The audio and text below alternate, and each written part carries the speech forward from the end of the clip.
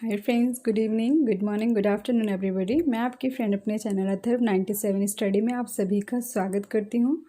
जैसे कि आप लोग देख रहे होंगे स्क्रीन पे कि आज प्रेजेंट टेंस का 4th रूल है। ओके, मतलब मैंने ऑलरेडी 3 रूल जितने आते हैं प्रेजेंट टेंस में वो मैंने आप लोगों को बता दिया है। वीडियो में करके मैंने आप लोगों को बताया कि कैसे हमें फॉलो करना है, कैसे हमने इंग्लिश सीखना है। ठीक है, तो उस चीज़ को कंटिन्यू आप लोग कीजिएगा। जितना आप प्रैक्टिस करेंगे उतनी ही अच्छी तरीके से आप इंग्लिश को बोल पाएंगे, लिख पाएंगे और पढ़ भी पाएंगे। ठीक है, और अगर जो भी मेरे फ्रेंड्स हैं जिनको पढ़ने में कुछ भी प्रॉब्लम है तो मेरी लास्ट जो वीडियो में प्लेलिस्ट में जाके आप चेक कर सकते हैं। मैंने आपको इंग्लिश को पढ़ना और लिखना भी बताया है। आप उसको देखेंगे ध्यान से और उसको फॉलो करेंगे तो आप बहुत ही जल्दी अपनी लाइफ में इंग्लिश को पढ़ और लिख सकते हैं और बोल भी सकते हैं। ठीक है, तो स्टार्ट करते हैं। स्टार्ट करने से पहले थोड़ा सा एक चीज़ और मैं बता देती हूँ आपको कि देखिए, वैसे तो मुझे पता है कुछ मेरे फ्रेंड्स ऐसे भी हैं जो सोचते हैं कि इन वीडियो का जो प्रेजेंट टेंस रूल है, जो भी रूल्स मैं टेंस करवा रही हूँ, इनका क्या बेनिफिट्स हैं। इनका बेनिफिट यही है फ्रेंड्स, एक तो हम अपनी रोज़ की लाइफ में इंग्लिश को सीख सकते हैं, जिनको नहीं आती है उनको, और जिनको आती है उनका तो बहुत बहुत धन्यवाद। और साथ ही अगर हम कोई कॉम्पिटिटिव एग्ज़ाम की तैयारी कर रहे हैं तो ये रूल्स हमारे लिए मायने आते हैं। इसके बाद भी आगे भी मैं कोशिश करूँगी आपके लिए और भी कुछ ऐसे वीडियोस बनाने की जो हमारे हर एक कॉम्पिटिटिव एग्ज़ाम के लिए हमारे लिए हेल्पफुल होगी। ओके फ्रेंड्स, तो स्टार्ट करते हैं। जैसे कि आप देख रहे हैं ये प्रेजेंट इंडेफिनिट टेंस मैंने आपको ये कंप्लीट करवा दिया है। ठीक है, और प्रेजेंट कंटिन्यूअस टेंस भी करवा दिया है। इसके बाद आता है प्रेजेंट परफेक्ट टेंस, बट मैंने कल की क्लास में ये करवाया था present perfect continuous tense. Okay, आज हम करेंगे प्रेजेंट परफेक्ट टेंस। ठीक है, इन दोनों टेंस में क्या डिफरेंस है यही मैं बताना चाहती हूँ। एकदम सेम प्रेजेंट परफेक्ट टेंस के अकॉर्डिंग है, बस ये कंटिन्यूअस टाइम की बात होती है। यहाँ पे टाइम के अकॉर्डिंग मैं आपको थोड़ा सा समझा देती हूँ लास्ट वीडियो के बारे में कि यहाँ पे जो हमारा सेंटेंस बनता था उसमें हम सिंस और फॉर का यूज़ करते थे। सिंस किसके लिए यूज़ करते थे कि अगर कोई भी काम हमारा फिक्स टाइम पे होता है वहाँ पे हम सिंस का यूज़ करते हैं वाक्य में। और अगर कोई भी काम हमारा जैसे हम बोल रहे हैं कि 2 दिन पहले, 2 दिन बाद, आज, कल, ऐसा हम बोलते हैं तो वहाँ पे हम फॉर का यूज़ करते हैं। ठीक है, तो चलिए, और इसके रूल में वीन का भी यूज़ होता था, इसमें वीन का यूज़ नहीं होता है। ठीक है, तो आज मैं नेक्स्ट बता देती हूँ स्टेप कैसे करना है। चलिए स्टार्ट करते हैं अब हम आज प्रेजेंट परफेक्ट टेंस। ओके, तो प्रेजेंट परफेक्ट टेंस का फर्स्ट ऑफ ऑल आप लोग रूल चेक कर लीजिए एक बारी। सब्जेक्ट हैव एंड हैज़ का यूज़ करते हैं अकॉर्डिंग टू सब्जेक्ट, कि हमारे पास सब्जेक्ट क्या है उसके अकॉर्डिंग हम हैव इन सब्जेक्ट का यूज़ करते हैं, हैव एंड हैज़ का यूज़ करते हैं। ठीक है, जैसा सब्जेक्ट होगा उसके हिसाब से। प्लस वर्ब की थर्ड फॉर्म लगता है इसमें। जो प्रेजेंट परफेक्ट कंटिन्यूअस टेंस था इसमें हम फर्स्ट फॉर्म लगाते थे और इसमें थर्ड फॉर्म लगता है। ओके, इतना डिफरेंस मैं बता देती हूँ।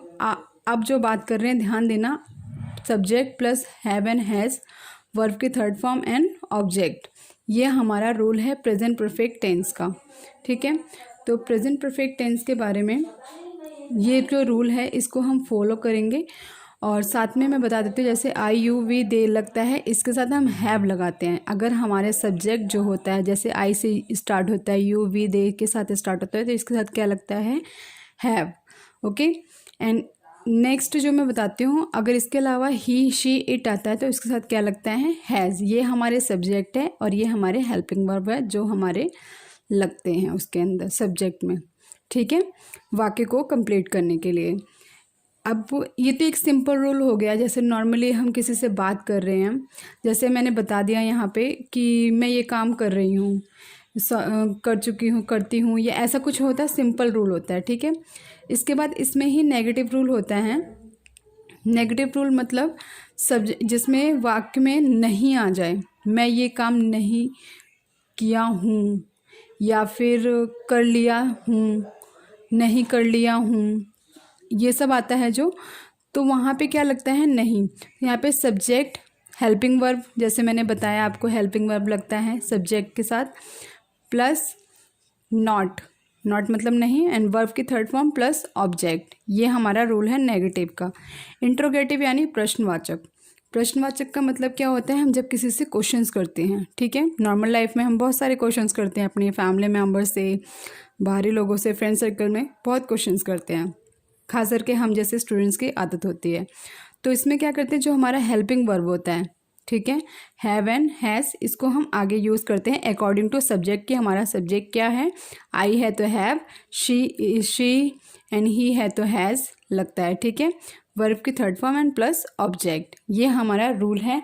अगर नहीं समझ में आता तो आप लोग मुझे कमेंट करके बता सकते हैं कि हमें नहीं समझ में आया, मैं दोबारा आप लोगों के लिए ट्राई करूँगी, ओके। तो जो प्रेजेंट परफेक्ट टेंस है, इसकी एक पहचान होती है, इस पहचान वाक्य की, कि अगर हम प्रेजेंट टेंस कहाँ पे यूज़ करें तो उसकी पहचान क्या होती है, जिस वाक्य के अंत में लिया हूँ, कर लिया हूँ, नहीं किया हूँ, मैंने बताया था ना, लिया, लिए, ली आता हो, या तो फिर चुका चुकी, मैं ये काम कर चुकी हूँ, मैं ये काम नहीं करी हूँ, मत सॉरी चुकी चुका, ये सारे वर्ड्स आते हैं। जैसे मैंने एक वो और सेंटेंस में आपको बताती हूँ, यहीं पे देख लीजिए, मैंने अपना गृह कार्य कर लिया है। अब कर लिया है वो चीज़ हो चुका है, उसके बारे में हम बात कर रहे हैं, ठीक है, चुका चुकी के बारे में। तो वहाँ पे क्या लगता है, हमारा प्रेजेंट परफेक्ट टेंस लगता है, ठीक है फ्रेंड्स। होप सो आप सभी को समझ में आ रहा होगा, ठीक है। तो आगे एक बार ये आप फिर दोबारा से देख लीजिए, जिस वाक्य के अंत में क्या लिखा हुआ आता है, लिया है, लिया हूँ, ली है, या चुका है, चुकी हूँ, चुकी, ये सारे वर्ड्स आते हैं। तो यहाँ पे क्या यूज़ करते हैं हम लोग, क्या यूज़ करते हैं friends, present perfect tense use करते हैं और इसके रूल को फॉलो करते हैं। तो चलिए स्टार्ट करते हैं हम।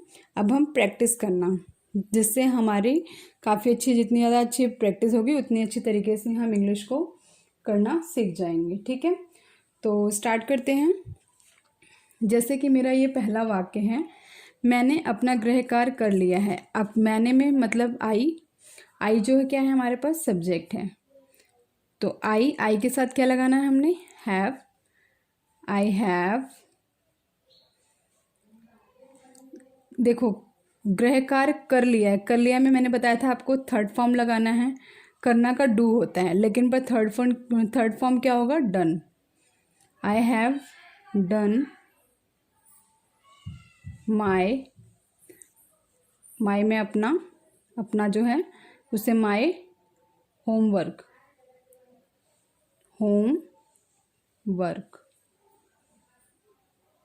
ठीक है फ्रेंड्स।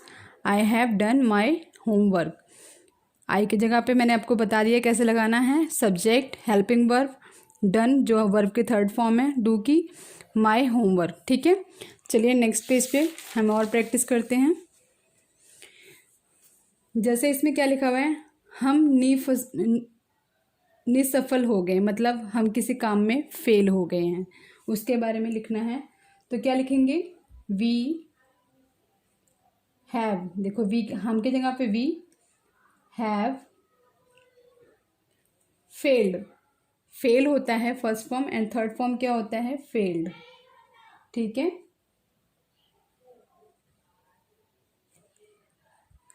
एंड नेक्स्ट क्या है, तुम अपना धन गवा चुके हो, मतलब किसी ने अपना जितना भी धन था, पैसा, सब वो गवा चुके हैं, ठीक है। तो हम लिख रहे हैं यू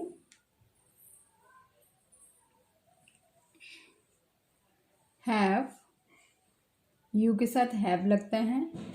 वेस्ट मतलब फर्स्ट फॉर्म होती है, बट हम लिखेंगे यहाँ पे थर्ड फॉर्म, तो wasted your money, MONEY, money, okay friends. इसके बाद क्या है, वे घर पहुंच चुके हैं, कोई है जो अपने घर जा चुके हैं, पहुंच चुके हैं, तो हम उनके लिए लिखेंगे दे के साथ क्या लगता है, दे, वे की जो वे है उसका सब्जेक्ट इंग्लिश में दे होता है। दे हैव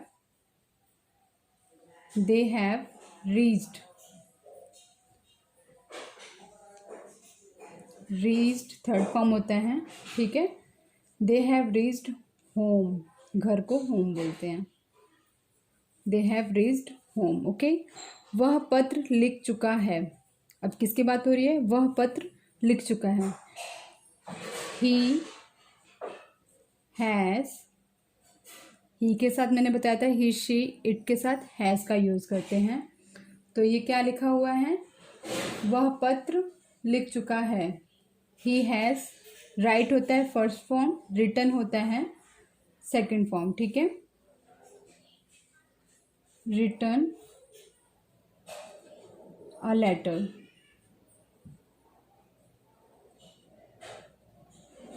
ओके, वह गाना गा चुकी है। अब वह गाना गा चुकी है यानी कोई लड़के की बात हो रही है। देखिए, हम चुका चुकी से ही पता करते हैं कि लड़का है कि लड़की है। ठीक है, वह गाना गा चुकी है, तो शी हैज़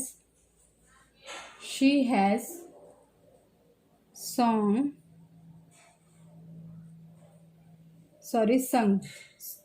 ठीक है, सिंग का थर्ड फॉर्म क्या होता है? संग, SUNG, संग आ सॉन्ग। ठीक है, हमने नाश्ता नहीं किया है। अब अभी तक हम लगता है हमने ब्रेकफास्ट नहीं किया है, तो हम उसकी बात कर रहे हैं। हमने नाश्ता नहीं किया है। हमने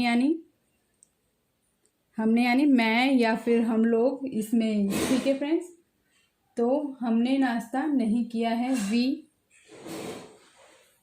हैव, मैंने बताया था ना, वी हैव नॉट, खाना होगा तो क्या होगा? We have not taken, take होता है फर्स्ट फॉर्म, टेकन होता है third form, taken our breakfast. ठीक है,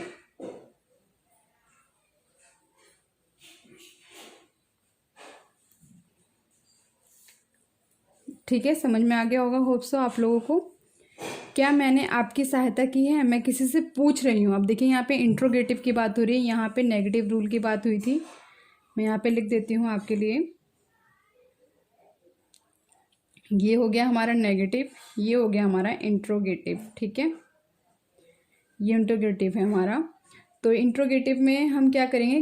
प्रश्न की बात हो रही है, क्या मैंने। अब मैंने क्या है? आई है, आई के साथ क्या लगता है? हैव। तो हैव आई, क्या मैंने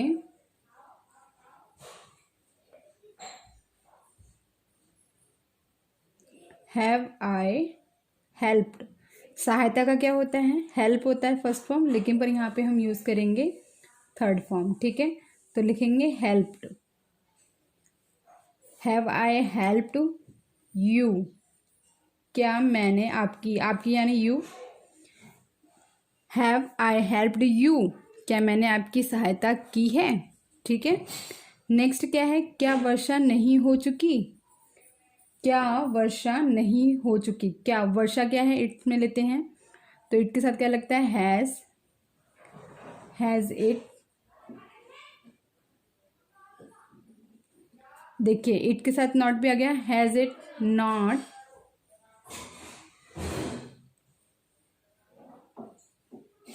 रेन्ड। ओके, रेन होती है first form, it has not rained. Okay, next, क्या आपने स्नान नहीं किया है। यहाँ पे भी हम किसी से पूछ रहे क्या आप नहाए नहीं हो, या क्या आपने स्नान नहीं किया अभी तक। हम ऐसा बोले तो क्या लिखेंगे हम?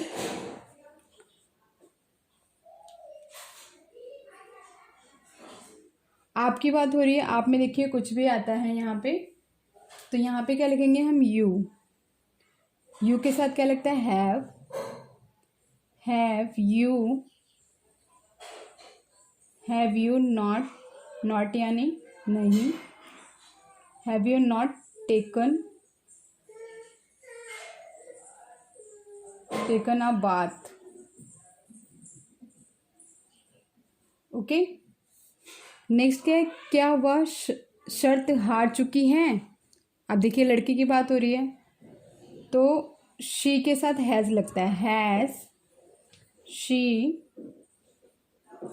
क्या हुआ, शर्त हार चुकी है, has she lost the bet. Okay, bet मतलब शर्त होता है, ठीक है।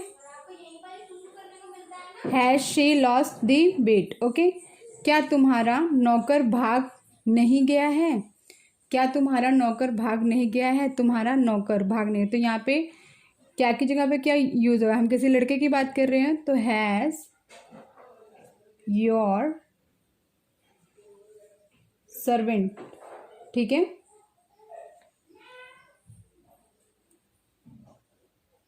सर्वेंट यानी नौकर, नॉट रन, रन मतलब भागना, रन अवे। ओके, वर्षा हो चुकी है, यहाँ पे अब वर्षा हो चुकी है, तो इसके लिए क्या लिखेंगे, इट हैज रेन्ड। मैं अपने मित्रों से मिल लिया हूँ, मैं अपने फ्रेंड से मिल चुकी हूँ, मिल लिया हूँ, ठीक है। दोनों में कोई डिफरेंस नहीं है, मिल चुकी हूँ, मिल लिया है, दोनों एक ही वाक्य हैं, बस यहाँ पे लिया है उसमें चुकी की बात हो रही है। तो यहाँ पे मैंने मिल लिया है, मिल लिया हूँ यानी लड़के की बात हो रही है, बट फिर भी यहाँ पे मैं लगाया, तो यहाँ पे क्या लगाएंगे,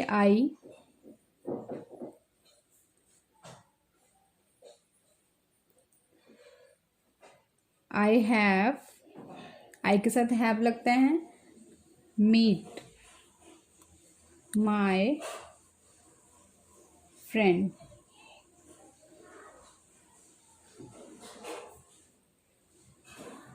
ओके, मित्रों की बात हो रही है तो फ्रेंड्स लिखेंगे। तुम चावल नहीं खा चुके हो, अब लिख रहे हैं यू हैव नॉट, क्या लिखेंगे इसका, खा चुके, खाने की बात हो रही है, ठीक है ना। तो इसका हम क्या लिखेंगे, ईटन। ओके, ईट होता है फर्स्ट फॉर्म, यहाँ पे लिखेंगे eaten. You have not eaten food. Okay, तुम चावल, सॉरी राइस आएगा यहाँ पे,